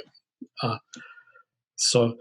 then the other side of that was simply solving the problems that come up. And the biggest one we had was, why is this drug not working in vivo? Mm-hmm. And that's where the GPCR pharmacologist really kind of earns their pay, is in solving the big questions about why compounds that chemists are making are not working, or why they work really well in this assay but not in that assay. Yep. And that's where, if you're a problem solver like me, that's really attractive. The other there are other differences. Obviously, in academia, within the constraints of the funding system, you can kind of set your own project objectives. You can't do that in industry. And if you're somebody that wants to work on the same target for the next 20 years, that's not going to happen in industry. What happens in industry is something wonderfully different, which is if you're willing to adapt, you learn an incredible amount. So I'm a GPCR pharmacologist that learned about neuroscience, that learned about stress, that learned about obscure movement disorders that are not that obscure, that affect large numbers of people. I didn't even know what they were until I went to industry. I learned about pharmacokinetics, drug safety. I learned a ton of chemistry from working with chemists. I've never made a compound, but just understanding how they interact with receptors, I learned from chemists. And in industry, I was forced to adapt. So I learned an incredible amount incredibly quickly. And you mentioned some of the people you're going to be having on the podcast, and yep. It's like one, they spend 2 years working on immunology, and then all of a sudden they transition into working on cancer or CNS or inflammation. If you want to learn and be exposed to tons and tons of new things, industry works well. If that isn't your thing, and it certainly isn't a thing for a lot of people, industry will be a challenge. Yep. The other difference is, and I think too big of a deal is made of this, I really do, is there is a difference in funding level. Yep. And if you're at the extremes, but I think academic science these days is funded much better than it was, and it's a lot cheaper to do. Things have become a bit easier. But in industry, you will have a bigger budget. I think it's public domain this, so I can talk about it. But I was involved in doing some animal studies on testing a drug for antipsychotic efficacy, and it was this VMAT2 inhibitor. And we published posters on this, and and we spent $500,000 on outsourcing in vivo studies to psychogenics in a little over 18 months. So that's that's a real plus of industries. If you can persuade people to get behind your idea, you can get things done really quickly. Yeah, I like that, and I would love to echo that. I mean, having spent some time in biotech, not too long, but just enough to realize that how different it is from the academic system. Spending $30,000 on compounds, and then $30,000 more on an instrument that at the end of the day will save you 2 or 3 months worth of work, and it's hands off compared to you being there pipetting. That is a drop in the bucket in industry.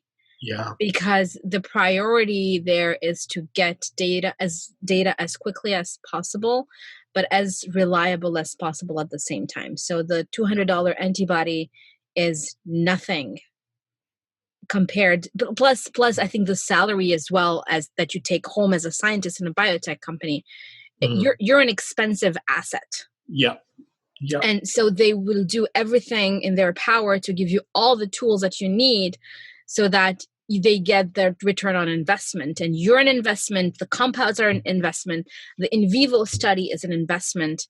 And at the end of the day, what's important is the result. Absolutely. Yeah.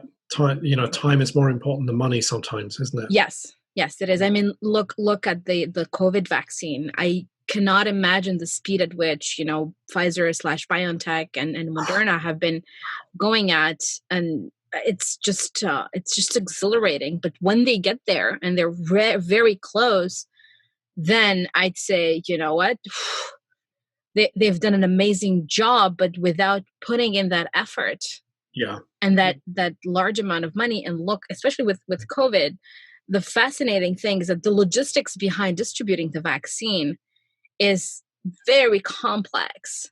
Yeah. But I can only imagine how much work and how much time and how much money went into developing these vaccine candidates, testing them, and saying, well, you know what, we're not going to wait for the approval to start producing millions of doses. Yeah. And we're going to already start, and it's something trivial as you'd think dry ice Yeah. is a problem. But then it's worth it at the end of the day, not only to, combat COVID and get vaccines out, and then we can hopefully get back to normal, but also financially, when you look at it, the first company that gets there, Yeah. that you can never take away from them because they're the first. Absolutely. Yeah. It's impressive. It really is. And so on a smaller dimension, when it comes to the GPCR field, I think that's at least that's the way I see it when you look at it from a perspective of an industry or of biotech company or of biopharma. Yeah, absolutely. Yeah. Yeah. Super. So we've talked a little bit about the differences in industry, academia. So one thing that I've learned from Brian Airy and a little bit from you too is that, and you just mentioned it, that when you work in industry, you can't spend 20 years on the same project or the same receptor.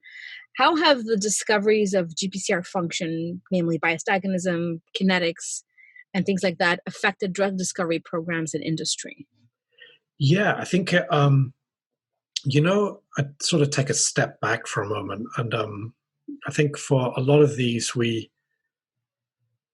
all know this. Once we get old, we all understand that there's like a cycle where something new comes along, like constitutive activity. Let's take an old one. As scientists, we get super excited about it, and so there's this upward curve where there's a lot of energy and a lot of really interesting positive results, and then we begin to see that the system isn't quite as simple as we thought it was, and that there are wrinkles, and so we go downhill where we're like, and if we're not careful, we can throw the baby out with the bathwater, and then we finally reach that plateau where we understand what's going on. And I like to think of these new dimensions of GPCR research that we've gotten into as they're tools in a toolbox that help us solve problems.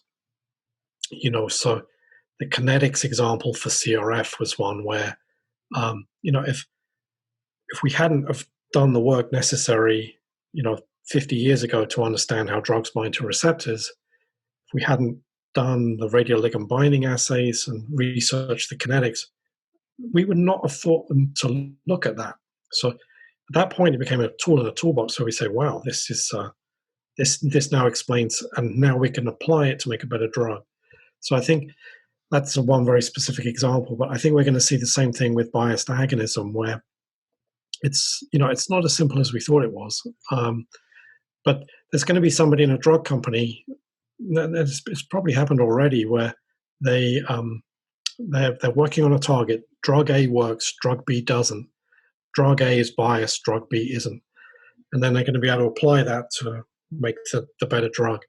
So I think rather than these concepts being sort of cathedrals that we have to engage in, I see them more as tools in a toolbox that we can use to solve problems, and they can be make or break. And we have plenty of examples of this where they've been just that. And Terry, if you go to Terry's presentations, he'll give you loads of examples of exactly how this is played out in real drug discovery programs, and it's great. Exactly. That was his. That was a course I attended last year, which I thought was really fascinating. Where he made that connection between receptor function and why that compound particularly, or that group of compounds, was a success in drug discovery and why it was or it wasn't. And then you could really go down to the molecular level and say, well, obviously, if we had checked this at a molecular level, we would have known that, it may or it may not work. Yeah. But then again, I think I think in industry things go by wave, and sometimes you have to ride the wave, and sometimes you have to try and convince leadership and say, no, actually look at the data. This is really a good way of going at it. Yeah, absolutely. And if the data if the data supports your hypothesis or your idea, and at the end of the day there might be a chance of succeeding, just have to keep at it. Yep, people will get behind you. Yeah, that's right. Definitely, and spend $500,000 in 18 months on animal studies. Yes. which it may sound like so much money, but it isn't. Again, it's a drop in the bucket. It's crazy, isn't it? It is. Wrap your head around. It is. And when you think about it, how many hours or how many years do you need to work and end up with that amount in the bank? Absolutely. And some companies, just because it makes sense, because the data is supported and because they have to do the testing, just go ahead and pay that amount. Yeah. Get that data back. So it's just the proportions and the amount of money that goes into drug discovery is just unimaginable until you stop, think about it, and then you maybe work in industry, and that's when you realize, well, actually, $5,000 is nothing. Yeah, the scale of the industry is difficult to wrap your head around. I mean, it is. Well, I used to work with somebody who did the large scale synthesis for drugs. Mm-hmm. And he made the point that if you add up the amount of aspirin that is taken in the world every day, it's many, many, many tons of aspirin taken every day. And he was mentioning a chemical synthesis he was involved in, where one of the starting points, they needed so much of it, it used to arrive in a rail car. And they would have a rail tanker, filled with 100 tons of this stuff, and they would just pipe it into the scale is just mind-boggling. Yeah, agreed. I think we don't think enough about these things. That little pill that you get out of a bottle, whether it's aspirin or ibuprofen, it's just made in these gigantic amounts, and then you have a machine that just spits them out at such a huge speed. There is this on the Discovery Channel, this Canadian, it's very short, I think 20 minutes, and it's called how it's made, and it talks a lot about, there are a lot of videos about all of the things that made in an industrial setting. It can be donuts, it can be anything you can think of that needs to be made on a machine. And I enjoy watching it because you learn a lot of very useful things. Sure. And for example, even like specialty cars like Rolls-Royce and things like that, and they walk you through all these processes, and you learn so much, and then you realize, well, actually, to make a drug like aspirin, you must have that infrastructure as well. Yeah, it's true. To get it out. So the proportions are completely different, and just trying to get to understand how these bigger things work is really revealing. Yeah, absolutely. So let's get back before we kind of wrap up to being an independent consultant. Mm-hmm. Let's say I'm a fresh PhD or I'm a fresh postdoc, and I know that academia is not for me. Industry, I'm not sure if I'm interested in. I want to be a consultant. What should I do? So this first thing is to sort of recognize your talent, and I think newly minted PhDs kind of aren't really aware. I look back at myself at that age, and I knew more about the literature then than I do now. I knew every paper on that topic. Yeah. You're one of only a handful of people that know what you know, and what you know is going to be more valuable, much more valuable than you think it is. That's the sort of overall idea. You'll need to do there are like two different types of consultant, right? There's the sort of old fossil consultant, which I guess is what I am, and then there's the consultant who knows how to do something that is really marketable. So I think for most of us working in GPCRs, they're still very, very exciting targets. So yeah. a lot of what we learn is very, very marketable. The two things I think you need are like the two things you need in any business. Number one is marketing. Now, I'm not good at marketing. Actually, it's really not my strong suit, as you know, Yamina. And so I'd strongly recommend doing a marketing class and learning how to do it. You might think you know how to do it, but there's tons of really obvious stuff that you'll learn just from taking a basic marketing class. It's really going to help you out. And my sister-in-law Amanda is in marketing, and she's basically done that job for me. So I've been really lucky. The second thing is, and this is more difficult when you're an early career researcher, is a network. So an awful lot of, I'm an old fossil consultant, so a lot of my stuff has come through the network that I built up over the years and through people who know me. That's tougher if you're new. So the marketing is more important. But you do know people. You're going to know a lot of people in your field. You're going to know people in industry. It's just a question of getting out there, broadening your network, and talking to people, just like you would with any other business. It's really interesting that you talk about this, Yamina. Until you raised it, I never thought about an early career researcher being a consultant, but I've really liked the idea. And it's just like you were saying. It's like when you're early career, you really, really know your topic, and we're living in a hyper specialized world now, where where somebody in a company working on a GPCR that you've worked on for the last 6 years, you know everything about that target. You know everything. A company decides that they want to work on that target. You might well be that person that can help them get that project off the ground. You're going to know basics about how to run an assay that company doesn't know. It's like, oh, you're going to need to add calcium in the buffer to get that assay to work. That they're probably not going to know. So, I'm not quite sure how this would work. This is a new idea. I think early career research is getting much more involved in consulting, but I think it's very, very interesting. And I could see myself working with an early career researcher that's really good at some big data questions. So, like with kinetics, for example, where I'm working with Montana Molecular, and we're generating this data set where we're recording data every 2 seconds for 30 minutes on a 384 well plate. And that is a 50 megabyte file. So for you or me, that's like, how the heck are we going to do with this? Yeah. There's probably a 25-year-old postdoc sitting out there that deals with this every day that can say, I can analyze, you're taking 5 hours to analyze that data, I can do it for you in 20 minutes. Exactly.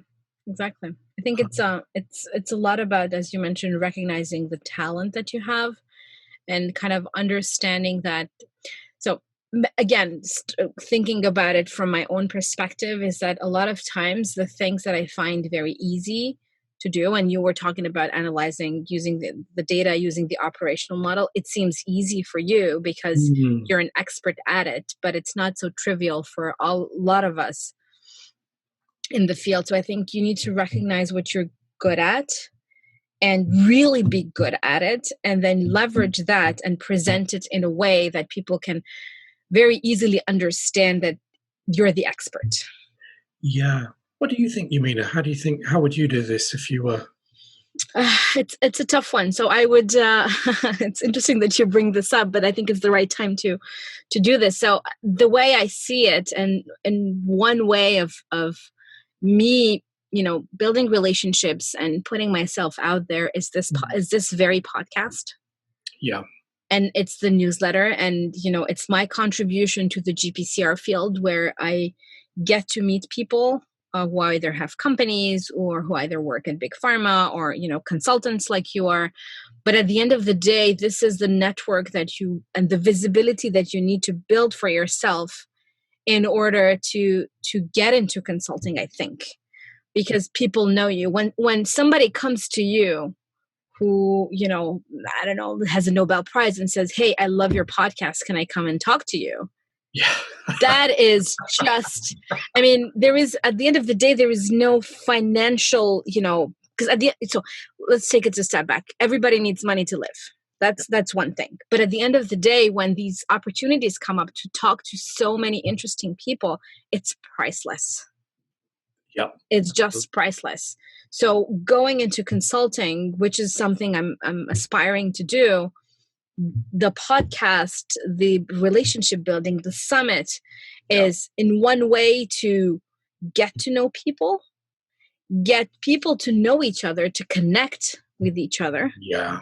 And also serve as a focal point. So let's say, Sam, you're looking for some data, and I can tell you, oh, I have the data, or oh, you should talk to this person who has the data, which we've done. I think that's the most rewarding thing ever. Yeah, I agree. And as a young PhD or as a young postdoc, you might think, well, I don't know anyone. No, that's not true. You know your supervisor. Yeah. You have people on your thesis committee who are established scientists, so you know them. Yeah. And the field, I think in every other field, it's small enough that you can say, well, look, this is X. I worked in X and I'm interested in this. Do you have 5 minutes? Yep. And that can make it or break it. And sometimes you get along very well with people. Sometimes you don't.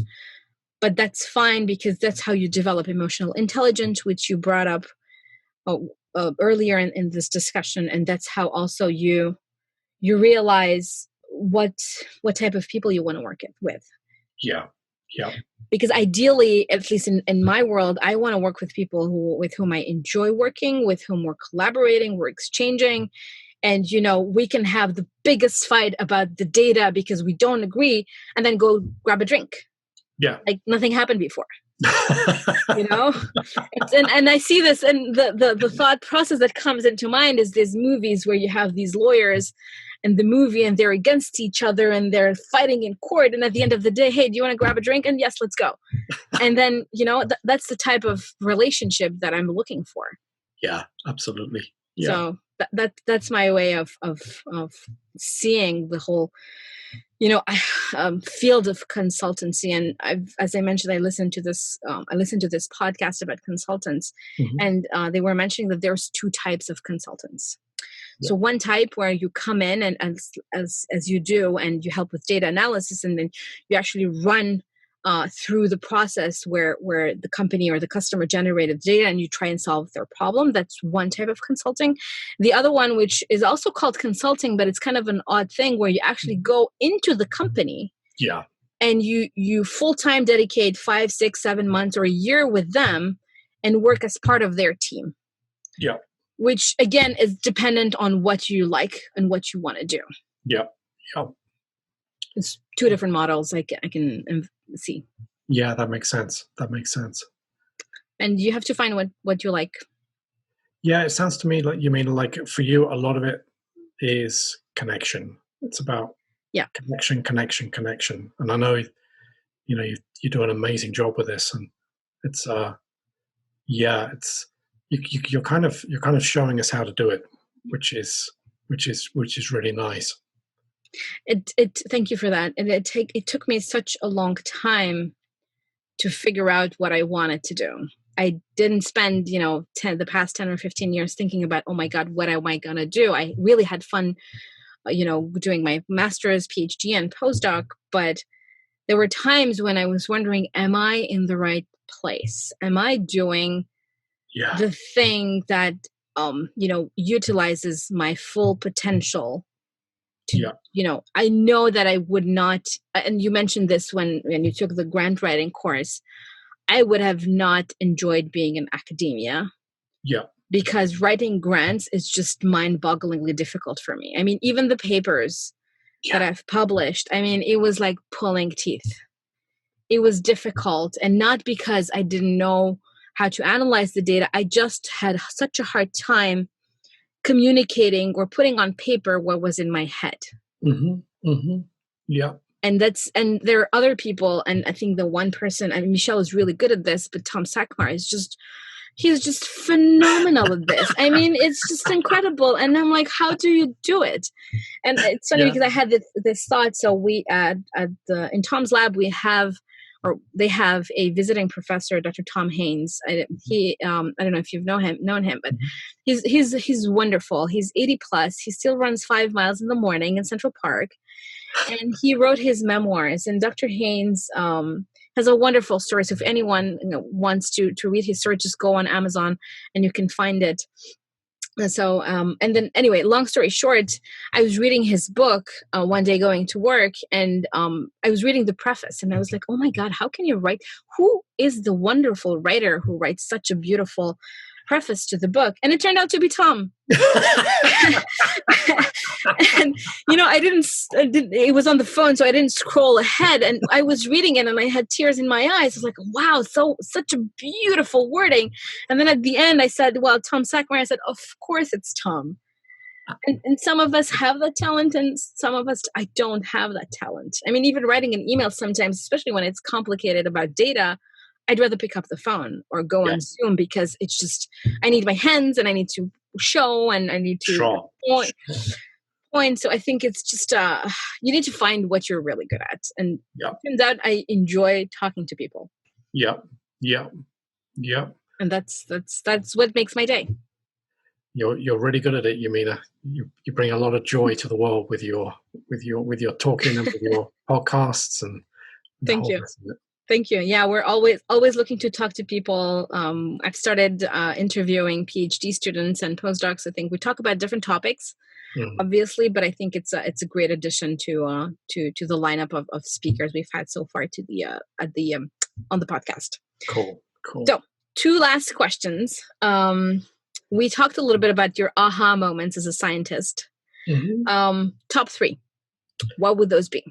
This is super personal, so it's hard to make this relatable, but I'll just tell it like it is. The first was when I was doing my PhD, and I developed the math to explain the binding model that was in my head, loaded the math into Prism, and the line went right through all the middle of the data points. That was, I think, people who do data analysis know what that high feels like. With it. The next one was the team aha moment, which was on CRF, where we measured the dissociation rates of the compounds. That was thrilling.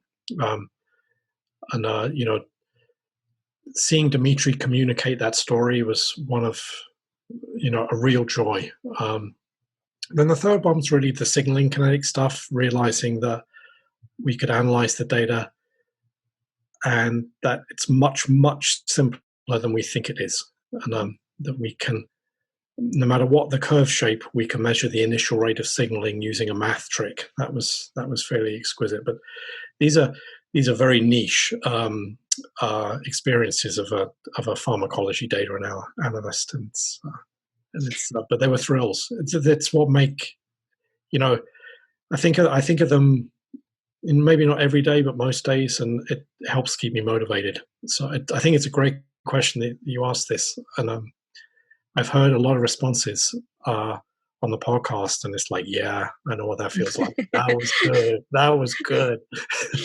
I agree. And now that you were mentioning your top 3 aha moments, I think we should put together an article of compilation of the top 3 aha moments for all these guests and see who, and try and find the number 1 of the top 3 through all the guests, because I think they're very personal, but I think since we're all in the same field, and a lot of us are molecular pharmacologists who just get tears in our eyes when you fit the curve and it's just perfect.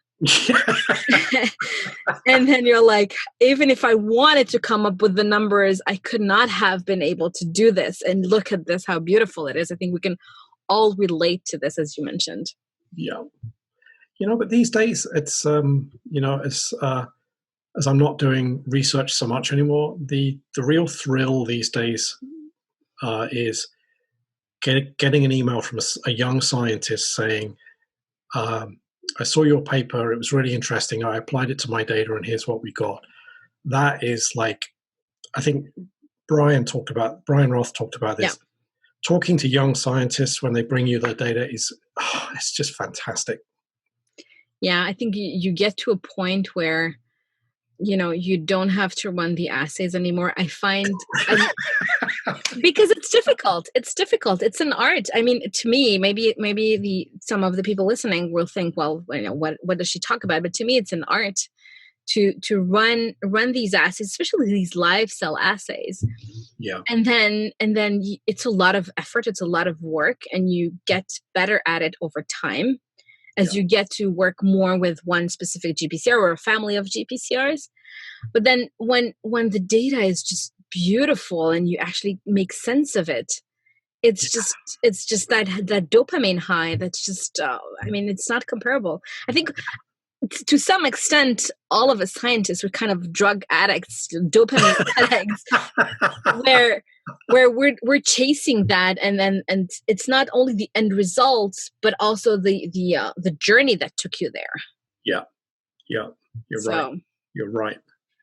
So where can interested parties find you, whether they're potential customers or whether they're students with beautiful data they analyzed? So the email is the best bet for me. So sam.hoare@pharmacanics.com. I'm guessing there'll be a transcript. There will be, yes.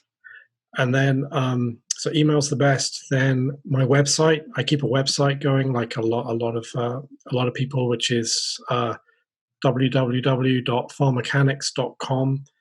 There's lots of free stuff on there. So data analysis tools like Prism templates and Excel simulators that you can play around with. So if you kind of want to get a feel for what I can offer you, then that's the place to go. Mm-hmm. I'm also on Twitter @pharmachanic, which you can find too.